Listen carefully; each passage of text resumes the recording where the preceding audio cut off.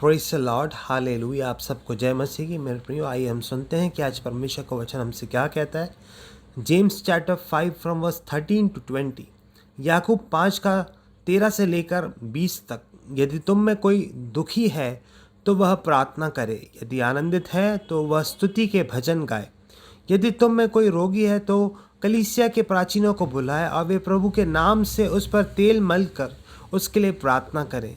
और विश्वास की प्रार्थना के द्वारा रोगी बच जाएगा और प्रभु उसको उठाकर खड़ा करेगा।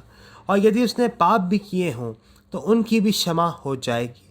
इसलिए तुम आपस में एक दूसरे के सामने अपने अपने पापों को मान लो और एक दूसरे के लिए प्रार्थना करो, जिससे चंगे हो जाओ। धर्मी जन की प्रार्थना से के प्रभाव से बहुत कुछ हो सकता है। एलिया भी तो हमारे समान दुख सुख भोगी मनुष्य था और उसने गिड़गिड़ा की कर प्रार्थना की कि मैं ना बरसे, और 3.5 वर्ष तक भूमि पर मैं नहीं बरसा।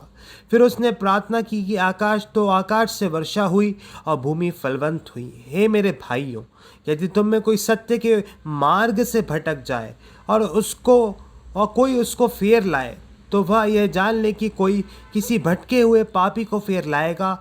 वह एक प्राण को मृत्यु से बचाएगा और अनेक पापों पर पर्दा डालेगा। मेरे प्रियो, इन वचनों के द्वारा परमेश्वर आपको आशीषित करे। आइए हम छोटी सी प्रार्थना करके इस सेशन को हम समाप्त करेंगे। सर्वशक्तिमान पिता परमेश्वर, जो वचन पढ़ा गया और सुना गया पिता परमेश्वर, उसके द्वारा परमेश्वर पिता आपके लोगों के जीवन में, हमारे जीवन में आपका कार्य प्रकट होने पाए। पिता, आपका वचन कहता है वचन पर चलने वाले बनो, और केवल सुनने वाले ही नहीं जो अपने आप को धोखा देते हैं। पिता, आपके वचनों को ग्रहण करके उसके अनुसार चलने के लिए आप हमें अनुग्रह दीजिए। इस विपरीत दुनिया में, इस बेकार दुनिया में पिता परमेश्वर, आपके वचनों के अनुसार चलना कठिन है पिता, मगर आपकी आत्मा के द्वारा, आपके अनुग्रह के द्वारा हम सब कुछ कर सकते हैं। आपका वचन जैसे सिखाता है, जो मुझे सामर्थ देता है उसमें मैं सब कुछ कर सकता हूँ। आप हमें सामर्थ दीजिए राजा, कि हम आपके वचनों के अनुसार चलें और आपकी आशीषों को प्राप्त करें।